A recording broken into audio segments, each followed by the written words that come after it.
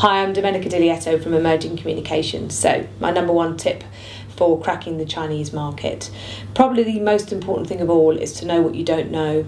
So, to mitigate risk, you must assess what the opportunities are in market. You must know who your customers are, what they want, and make sure you've got a product or a service that they're going to buy. So take advice, make sure you know the market, you make sure you know the consumers so that you can get your marketing right. Thanks for coming to talk to me today, Domenica. My pleasure. I wanted to start with, for the people who are watching who might not know you or have heard of your work, if you could do a quick self-introduction of who you are, what it is that you do. I'm the CEO of a Chinese digital agency called Emerging Communications, and we have an office in London and an office here in Shanghai. And we essentially market Western brands, predominantly British, but some American, to Chinese consumers globally across digital channels. And that also includes an awful lot of consultancy work, latterly, So could we dig a little bit deeper into, why did you get involved with China in the first place? Like, why China? And then since then, why has it been something that you've kept coming back to, that you've decided this is your main thing?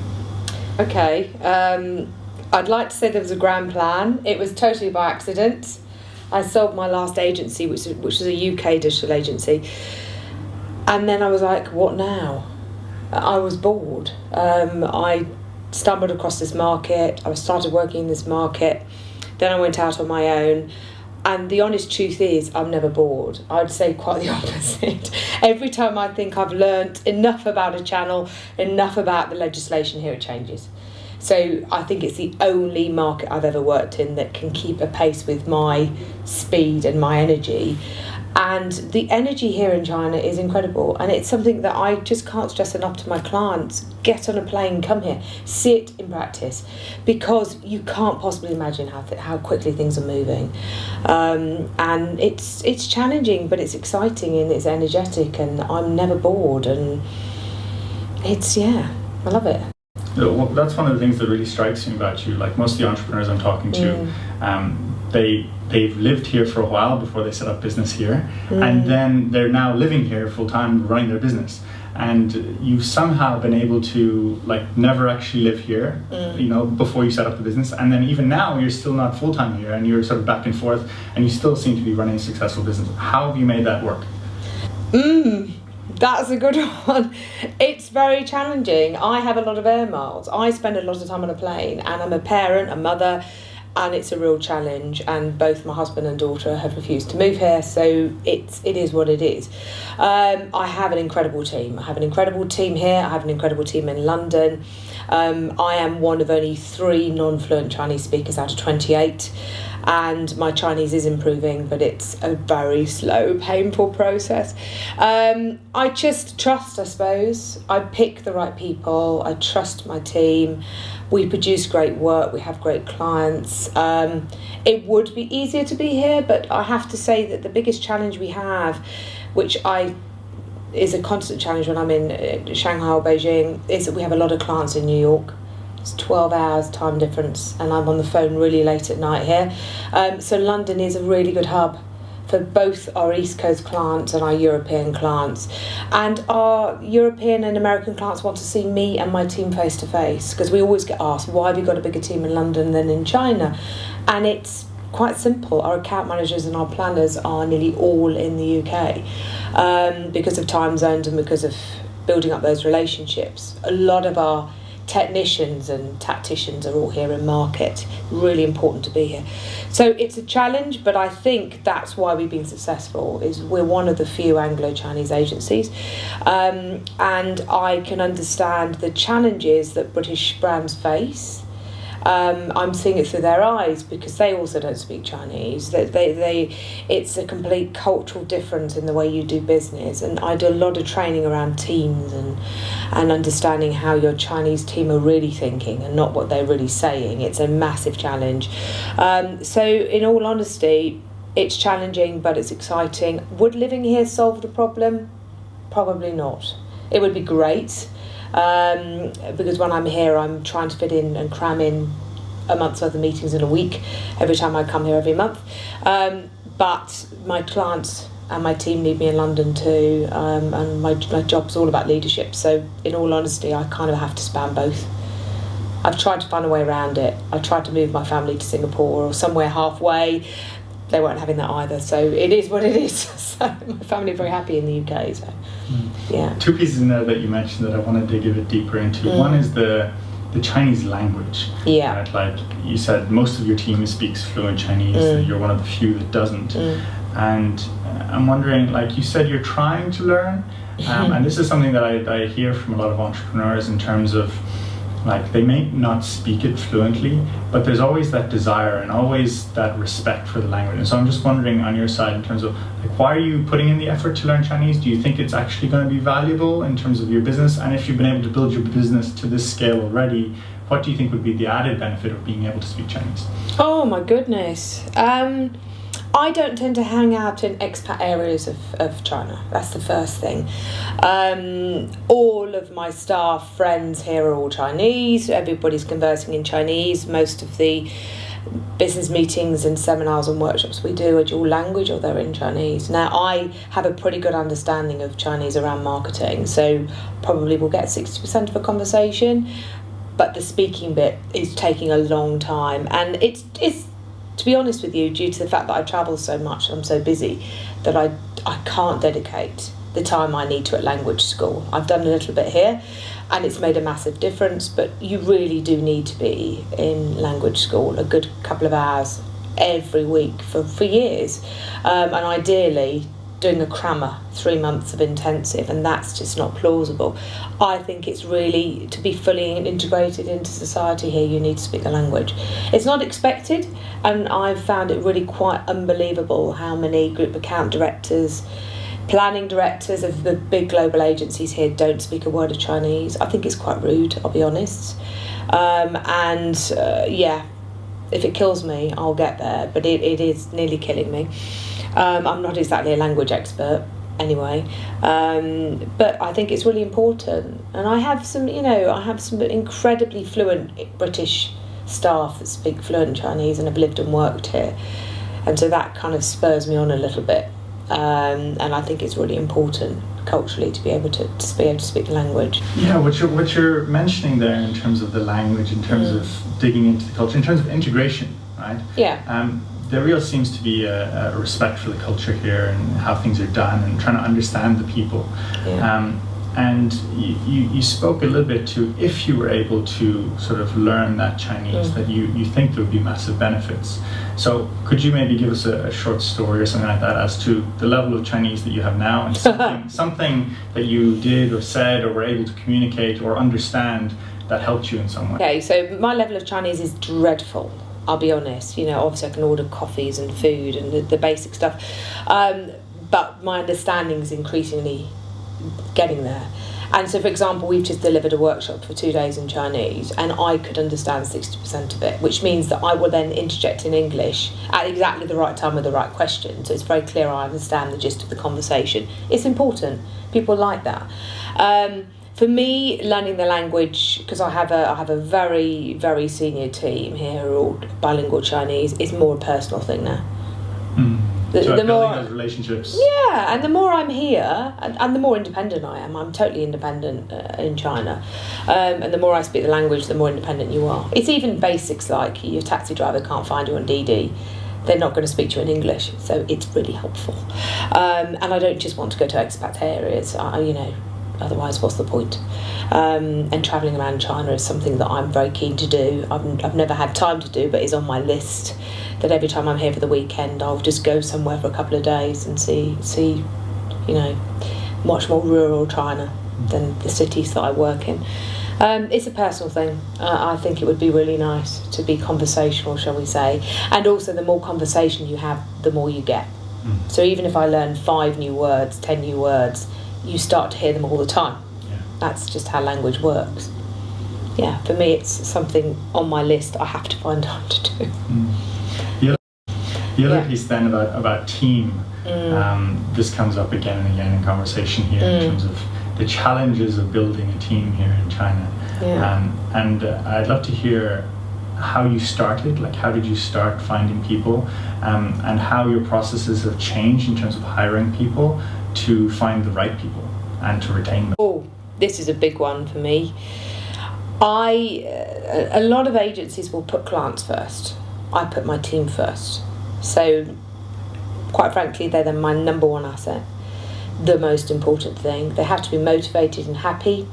I spend a lot of time on coaching my teams to make sure they're in the right job. And as we've grown and expanded, a team member might be doing 3 things, and they've ended up now being a specialist in one area. So, for example, I've had team members that have been more account management that have moved to more creative side, and I've had planners that have moved to pure strategy roles. And it's really important that people work to their strengths. That's the first thing. Having a motivated team, I think, is tantamount to why we're so successful. So I was having a look at my clients the other day and realised that 30% of our clients have been recommended by my team. So they've either met them in a bar through a friend of a friend and heard that they need a Chinese digital agency, or they've been out networking, not necessarily worked at networking. One met our client while she was climbing. Climbing's her thing. So I think that's testament that they're really passionate about who they work with. I have worked with some of my team before, and so the trust was there.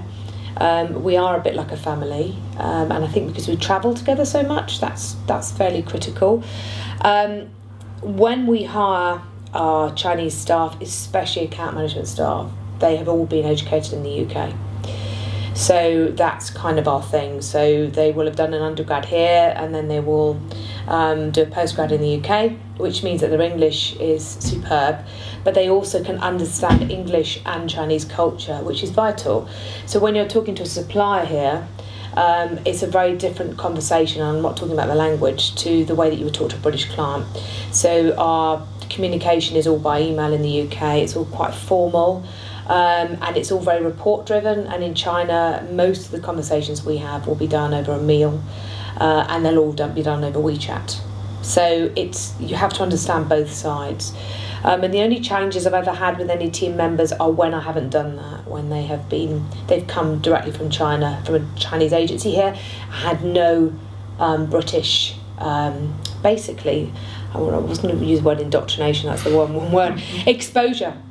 They haven't worked in any British firms, and that causes issues. They make very good planners, but they don't make good account managers because they don't understand the British way of doing things.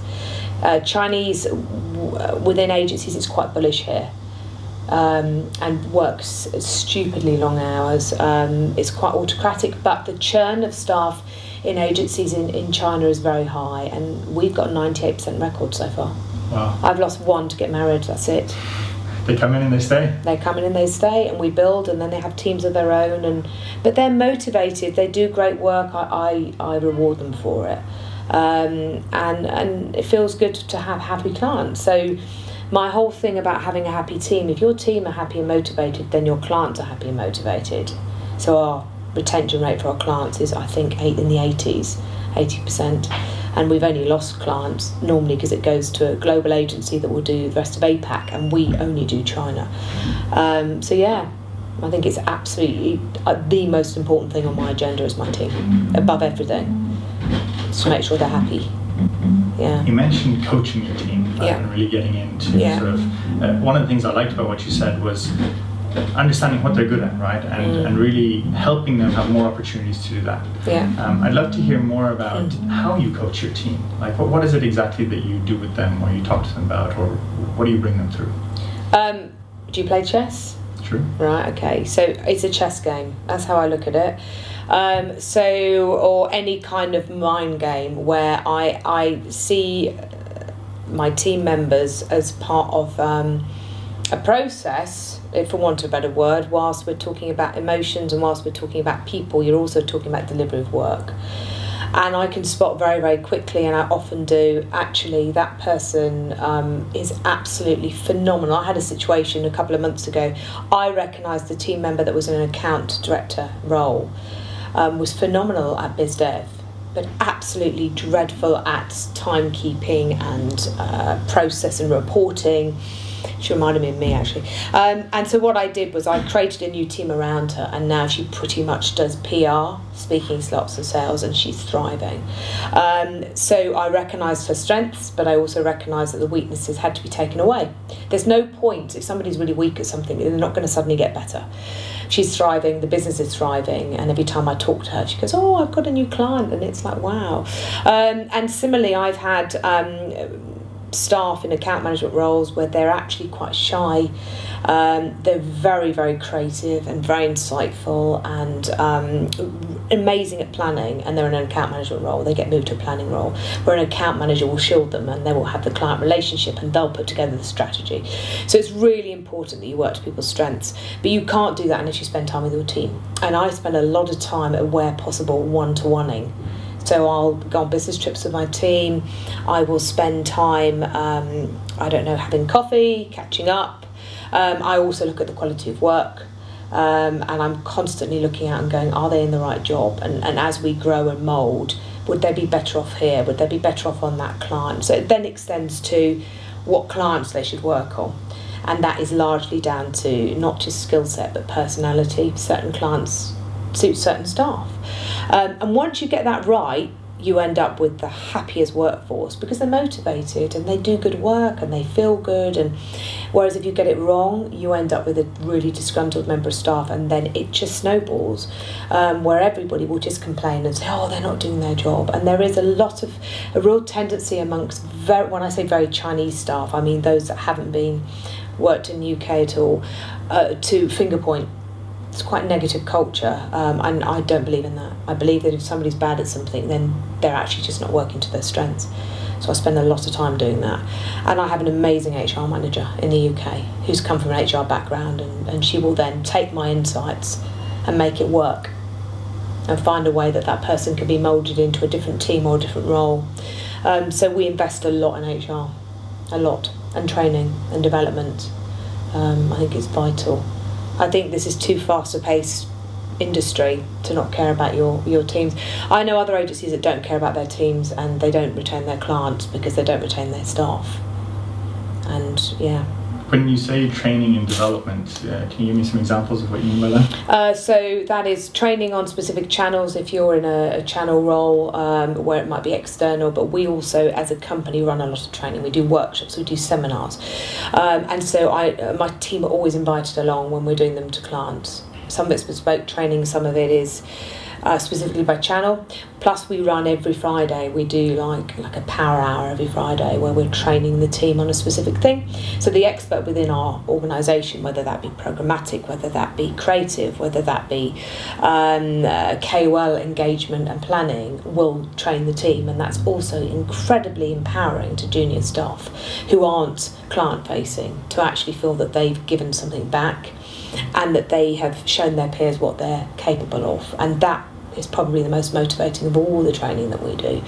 And I learn something all the time. I certainly know that I know a lot less than my team do.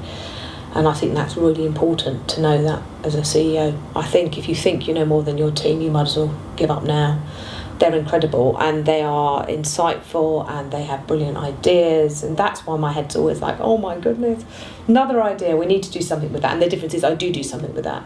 So if they have a great idea, I'll make sure it happens. And we've just had 2 this week, actually. Just a really creative idea that somebody came up with in a taxi on the way back from drinks the other night, which we've just implemented on a campaign this morning. So yeah, that's kind of how ideas should flow. And I think when staff come up with brilliant ideas and then they're not implemented and nobody listens, they then leave, especially in this industry, and go to somewhere where somebody will listen to them.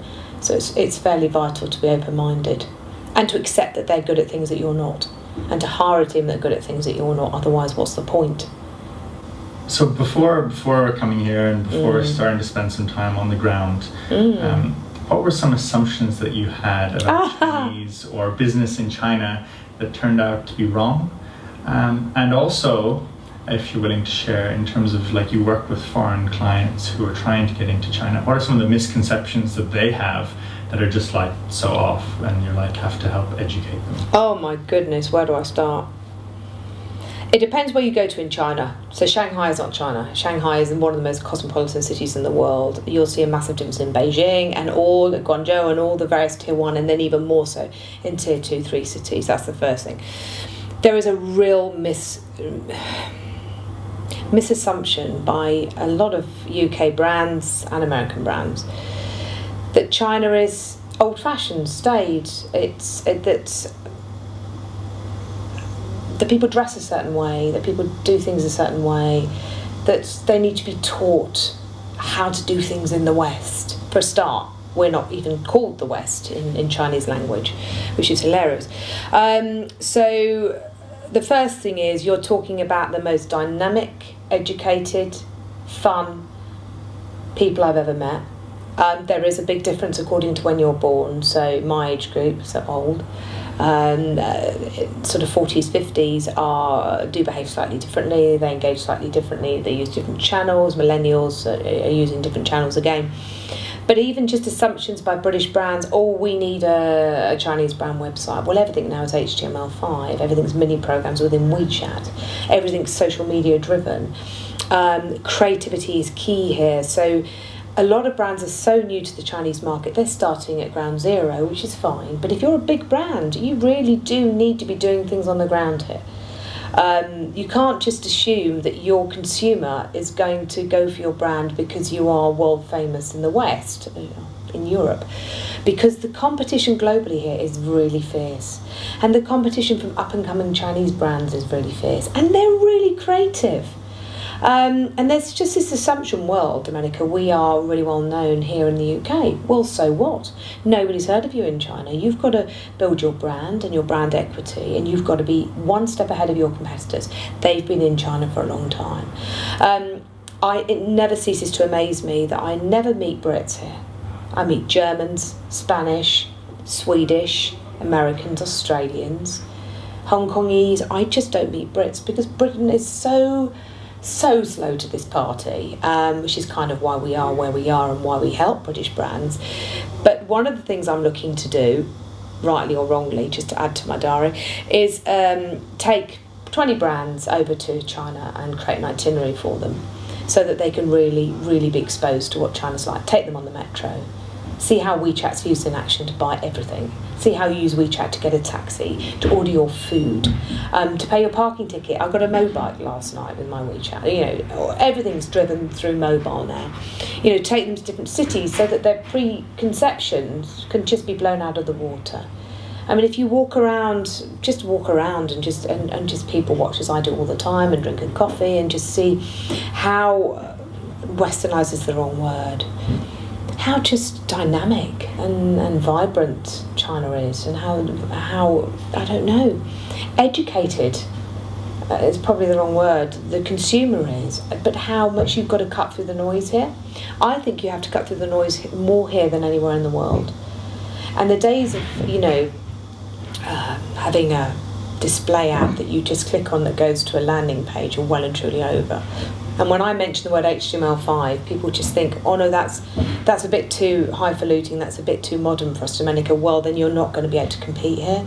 And just this attitude of, I will just translate my Facebook feeds, I'll translate my website with a Mandarin-speaking intern in my organisation, and I'm going to fly, aren't I? No, you're not. There is a real misconception as to how good you have to be here to really get traction. And the brands that are doing well, there are some British brands like Burberry that are doing really, really well here, but they've had to fight for their place in order to get there. And you only have to look at the likes of Starbucks now being overtaken by a local Chinese player that's just better, just one step better than they are, and it's just literally pulling a rug from under their feet. You have to be bigger and better. And the first thing British brands need to do is come here, see it for themselves, see it in action. There are an awful lot of brands that choose local agencies. That's not necessarily the right thing, because then you are going to have a communication disjoint, as I said earlier. Or they'll choose a UK agency without a China team again. So what you ideally need is a UK and a China team. that are working for you, one on the ground and one for communication. That's kind of ideal.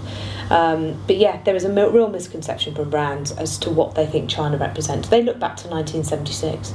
They do. They look at pictures and they think it's a communist state where everybody does what they're told, which they do, of course, they do. But it's got colour. It's a bit like looking at a black and white photo versus a interactive video. You're seeing China, when you come here, you're seeing China in Technicolor, and when you have preconceived idea, you're seeing China as a photograph. And it's just wrong, and it's not the way things are here. And the more I'm here, the more I just think, my goodness, it's going so quickly. Yeah, I'd struggle to work in any other market now, I think. One of the things I find, though, which is fascinating to me, is when I look at China, there's so many things that I want to learn more about, I want to know more about. And when I talk to people who haven't actually been here, often it's kind of like,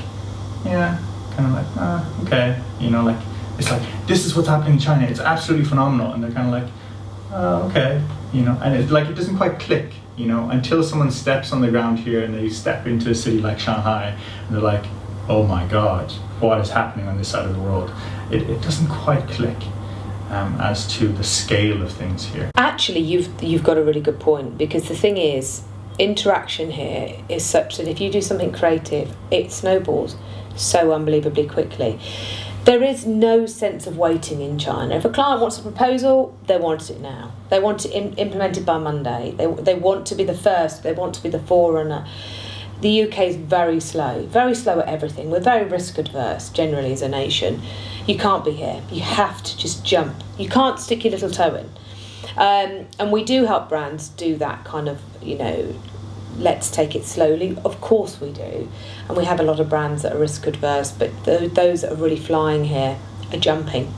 And it amazes me how things take off and how quickly. And it might be 2-3 months between my visits sometimes. I mean, recently it's been every month, but I will literally see changes unfold in a matter of weeks.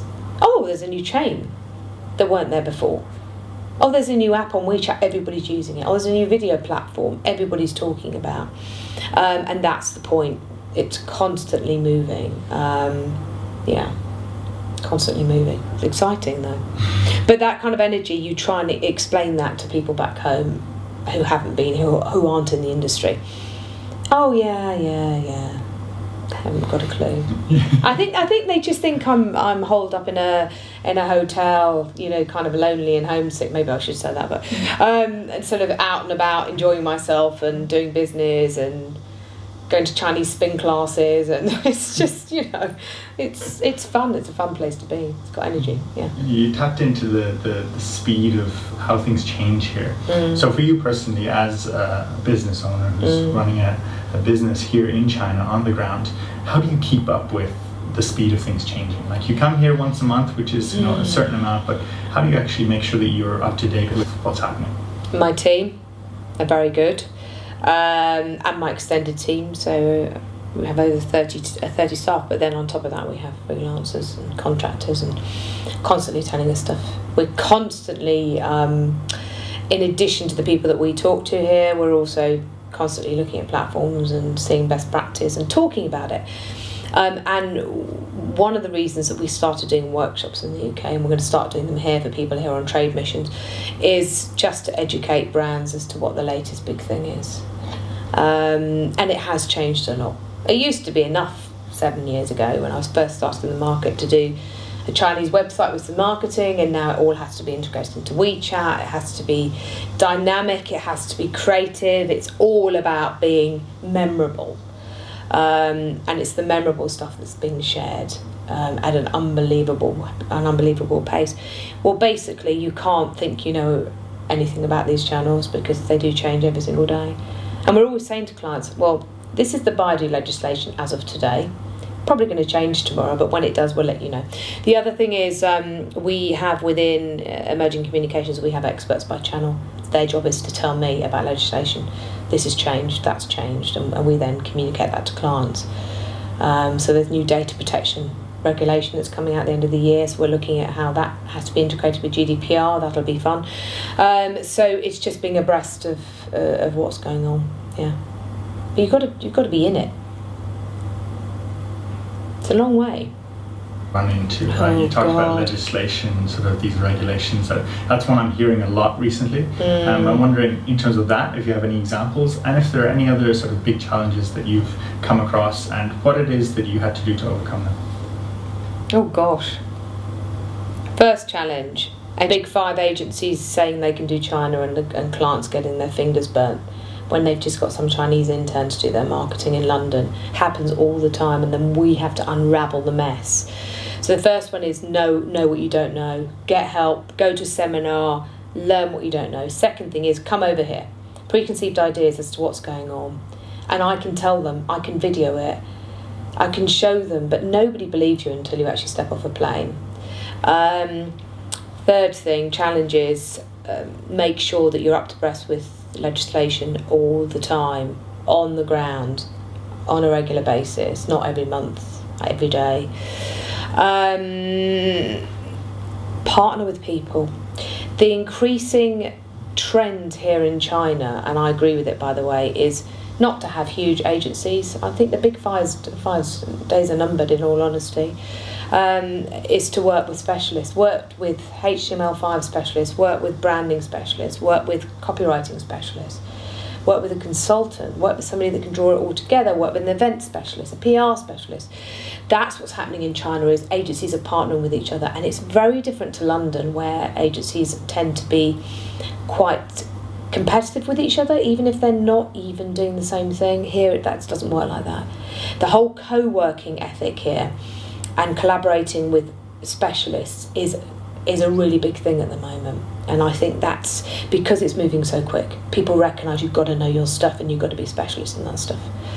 And also, one creative might be good for one brand isn't going to be good for another. So we have, in terms of our, I suppose, what has always been an obstacle 6-7 years ago, 3 years ago, is no longer an obstacle, because I have some amazing partners that are good at illustration, Chinese illustration, or really good at certain types of very bespoke content in the medical industry, because we have a medical client. So having that partner book, black book, is a real challenge, building that, and I've been doing that for 7 years. I would say yes, legislation is a challenge. I think the biggest challenge of all, and there is no answer to it, is time zones. Just don't underestimate it. I've got a situation at the moment where I've got somebody in the UK saying they've got last signed something off at 2 o'clock UK time. That's 9 o'clock here. It's too late then to brief media here, and they wanted to run on Sunday. So trying to get somebody to understand that the time zone means that we're at the end of our working day. I might still be working, but my suppliers aren't, my media owners aren't, KOLs aren't, and so you've lost a working day. So we've had to change our working hours. So our UK team starts very early, and our Chinese team starts later and finishes later. So we have an overlap of 5 hours, which is about as much as you're going to get here. And brands that have an overlap of half an hour with their agencies, well, it's not going to work. And the other thing is translation. So too many companies translate content and they don't copyright content. So I'm not going to buy an FMCG brand or a coffee brand that's just got dull Chinese copy. It has to be copywritten the way that you would copyright in any market, and there is not the value put on that. And it's something that we're really hot on, is that has to be right, and a lot of clients just won't pay for that level of copywriting, and I think that's a real missed opportunity. I think and things being lost in translation as well, in terms of managing Chinese teams, suppliers, agencies. Having Anglo-Chinese staff is pretty important. So those that have been at some point in their career in the UK, and they're here, and they're like Freya as a perfect example, can understand the way that a British brand works and the way to communicate, but is on the ground here and understands the way things are going and how fast they're going here in China. That's pretty important. We have worked with so many brands, and I'd say universities are the worst, with local teams out here, their sales teams being expected to do marketing. They haven't got a clue about marketing. They're stressed, they're under-resourced. We go and see them, we build a relationship with them, and they're like, thank goodness somebody's here. We haven't seen our boss, the person we report to, for 5 years. So you were saying that you worked a little bit in the area first, and then you sort of set up your own thing. Yeah. How did you come upon the niche that you're in at the moment? Was it something like you knew exactly what you were doing from the beginning, or has it sort of been a bit of a transition? Like you mentioned, like before it was mostly UK brands, now you've got clients in New York. Like how has that changed? Okay, well, firstly, it's evolved. I recognise that I'm actually friends and get on with our competitors in the UK. They're great guys. I recognised that there was a gap. So whilst there are Anglo-Chinese agencies, there's only a couple. It's a relatively new market. They're not strategically driven. So actually, we don't win work off of them. We win work off of WPP, Accenture, Pricewaterhouse. So a lot of brands didn't know what they didn't know. They literally didn't have a roadmap, didn't have a plan, didn't have a corporate strategy. So we are marketers. We're not a promotional agency. We just happen to deliver promotions as a separate part of the business. So the first thing is I recognised there was a hole and a gap in Chinese strategy. That's probably our biggest area. And I also recognise there was an education gap, so training's our second biggest area, with actually the delivery of our services being our third area, where a lot of brands will say, Domenica, we have an agency that will deliver that, but we need to make sure that they're mentored correctly, that the quality's there. So we are more of a consultant quite often. Sorry, what was your question? What was the other one? In terms of the niche, like how did you define that niche and how has it changed over time? Okay, so there's the consultative element. There's also the element that the UK is not a mature market here. As I said, other European markets and America, Australia have been here a long time. There's a lot of competition, and I recognise that there aren't many people doing this. So once I'd added the consultative arm of what we did and the training arm, which is how people get to hear of us. We don't do any marketing as such. We just do a lot of seminars and workshops. That's what's really springboarded us. Having the right people, having a team that are really passionate, that then tell other people what they do, and then that filters through, and then you get business that way, and happy clients that tell other clients, and they become happy clients, and it just kind of snowballs like that. The New York thing and East Coast of America clients has come largely because they can't talk to China and instruct their own agencies because of the time difference. It's 12 or 13 hours in New York. So that's a real problem. And similarly, we're working with a lot of Australian agencies are working with China as well, because there's only 2 hour time difference on certain parts of Australia. So that kind of works. And so kind of what we're doing in London is bridging the gap between the East Coast. So that's a relatively new opportunity I spotted by just having talked to New York from China and realising you can't really do it on a daily basis. So we've picked up some work there, and a few other agencies are also doing the same on the East Coast, not on the West Coast. It's a bit more plausible to talk to China from there. Yeah, I would say we're in a position where there are few agencies that have the credibility. So my team, a lot of the agencies that are in the UK that do Chinese Anglo marketing they hire a lot of junior staff. Because we have a Tier 2 licence with Home Office and I sponsor Chinese nationals that have come from agencies here, there is a minimum salary threshold, so I can't have junior staff. So I had to position myself in the consultancy sphere. I couldn't just do low-level tactical marketing. It's not the way we operate. And similarly, having a wholly owned foreign enterprise here is not cheap. So we don't do the low-level marketing. You can just choose a cheap freelancer for that. So it was about finding our niche, and the challenge was we couldn't deliver the quality of work with the cost centre we had to effectively be able to respond to cheap briefs. So we have a very kind of strict triage system, and if we can't help somebody, I will always forward them to somebody who can. As someone who's in the digital marketing space here in China, it's a very different ecosystem than what exists in the West. And I think that often when people think of digital marketing, they have an idea in their head, whether it's Facebook or Twitter or whatever it might be.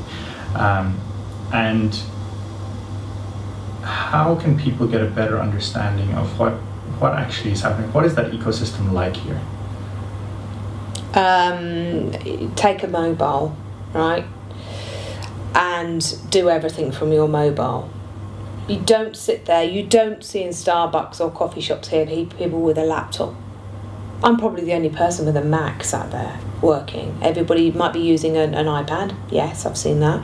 But everything's driven from my mobile. So if I want to search for something, I'll use Baidu through my Chinese mobile. If I want to order a taxi, I'll use DD cabs through my mobile. If I want to pay for something, I will use my WeChat wallet and I will scan a QR code.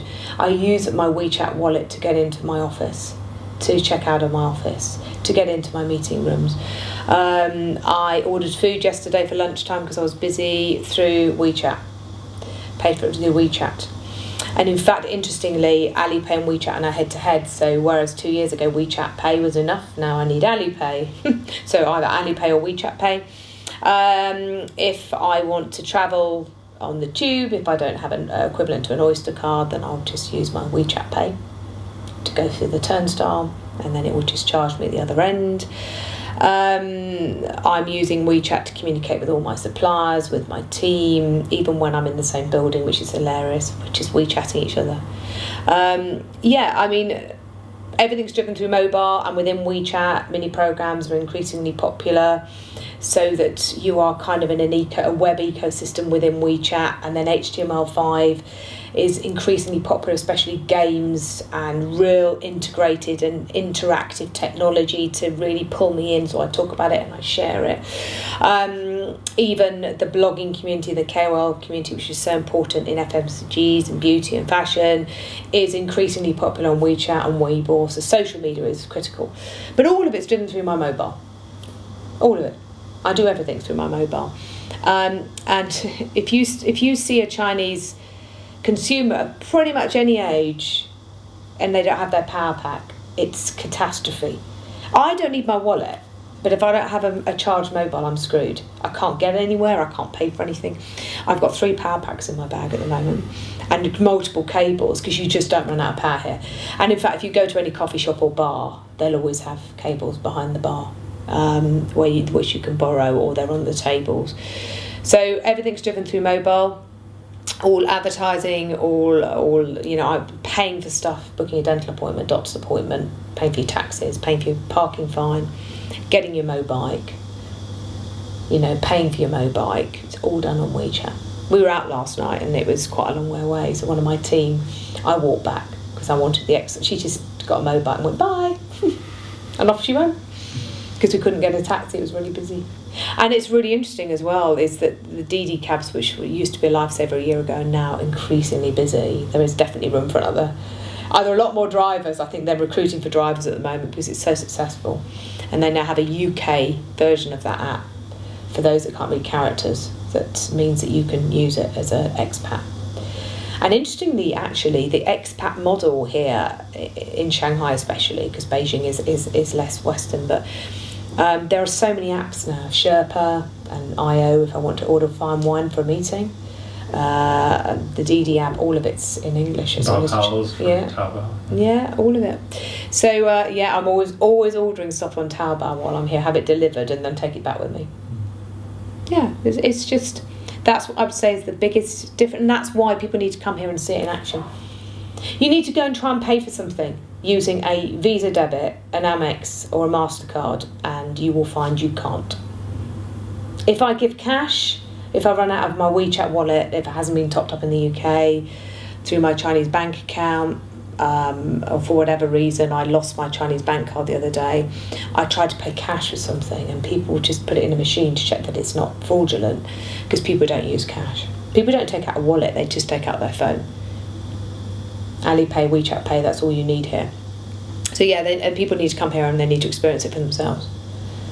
So for those people who are out there looking at China, seeing everything that's happening here and thinking, my God, there must be so many opportunities, or even people who are here on the ground and would like to set up their own thing, what would you say are still some of the untapped opportunities that exist here in China?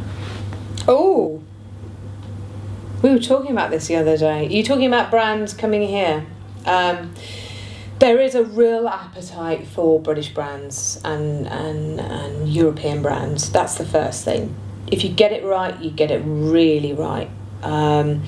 So there is a sense that if it's British or if it's European, the quality will be there, because fake fake products. Even wine now is a really big thing here. Fake wine. I had my first fake wine the other day. Pretty sure of it. I was very ill. It's a really big issue, and so the authenticity of a British brand is always going to be in demand. But you've got to get it right. You've got to know your customer, and I don't mean Chinese people, which is what I hear all the time. Your really segmented customers. Who are they? How do they behave? And what are their triggers? And how do they buy? And then the marketing needs to be done to that particular cluster to really appeal to their triggers. What areas do I think are still untapped? The trouble is, there's a lot of American and Australian brands that are already here. Okay, food. I think there are some Western brands doing okay here. Pret's not doing well here, and I have my rationale for why that is. I don't know if you want to know it, because that's probably a bit political, but. Obviously Starbucks has done very well, and now you've got Luckin Coffee that's coming up extremely, very aggressively behind them. So I think food and drink, if you get it right, because there's an increasing appetite for organic, healthy food. There's an increasing appetite for example, WeWork's done exceptionally well here. And actually now a lot of other similar hybrids have been built, and that's the thing is Chinese companies are very good at copying. So you've got to be aggressive and quick, otherwise they'll have overtaken you, taken the idea, like Spaces have and all the guys here, and steal it. So understanding the way that people co-work here, so anything around that kind of sector. Health's a really big thing here. So 7 years ago, when I first started in this market, you would be lucky to find a gym, honestly. Now hotels and gyms are jumping at. I noticed there's now Zumba here. There's about 5 different types of spin classes here that are all effectively franchised, and they're really, really good. So the whole health sector is really big. So healthy living, yoga, spiritual awareness, looking after your body. So there is real opportunities there. And then don't forget the older market, the health market, the insurance market. I think that the medical system's very different here. It's very different, trust me. I think there's a want and a need for more westernised medicine and westernised products and dentistry and things like that. Experiences. So millennials especially will spend their money on experiences. So I think the biggest opportunities here, and in fact we work with some tourist boards, is travel. So actually selling your destination to Chinese consumers here so that they choose to travel to your country or to your destination, whether that be tourist spots, whether that be going to Bali or Greece or whatever. So tourist boards and hotel chains is still a massive opportunity, because that experience is what Chinese millennials want. But they're booking that through the likes of, Sea Trip or Elong or Tuna. So you have to do that brand building exercise. You have to build that experience. I think there's real opportunity there. There's still opportunity for fashion brands and beauty brands, but there is a lot that are doing. Estee Lauder brands are doing very well and have been here a long time. Body Shop decided not to come here because of the animal testing, which is completely understandable. Yeah, I still feel that there are opportunities. So organic skincare, so anything around health, travel, experiences. I've noticed, interestingly, a lot of theatre productions are now coming over here. Phantom and Kinky Boots, and a lot of West End shows are doing really well here. Little girls learning ballet, dance, swimming. None of that was heard of 10 years ago.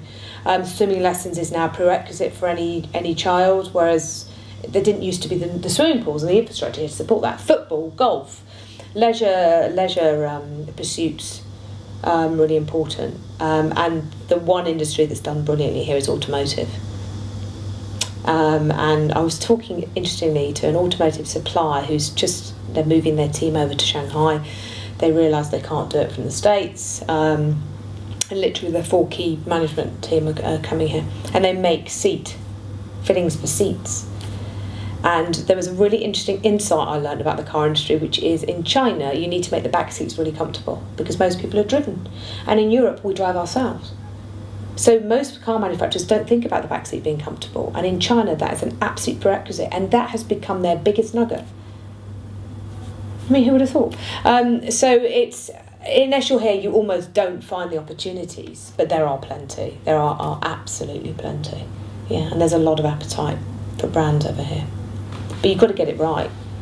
For people who are interested in what you do, interested in your work, what's the best place to find you? Where can they find out about what you do or contact you, reach out? I would suggest going to emergingcomms.com.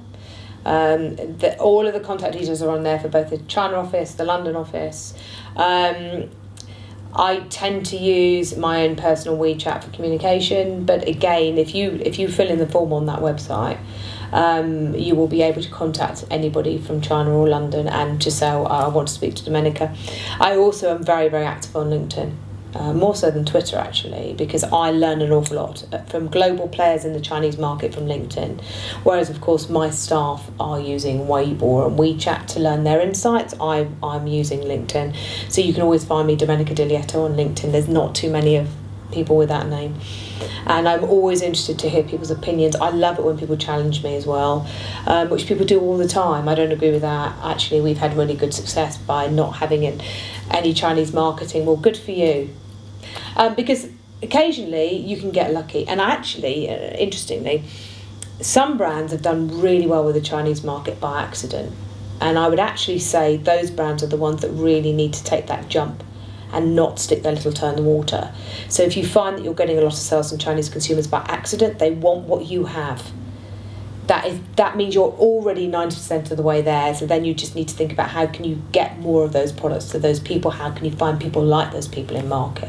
And I've seen it with Cambridge. Satchel was really successful by accident. Now they have an amazing Chinese operation here. A number of brands like that have been really successful by accident, and long may it continue. Base Formula the same. Chinese student found it, blogged about it, a KOL picked it up. So if that is the case, and we've got a client, Deacon and Francis, that's really successful with the Chinese market. So if you've become successful by accident, you need to capitalise on that. Absolutely need to, because there's a reason, there's something that they want. Forgotten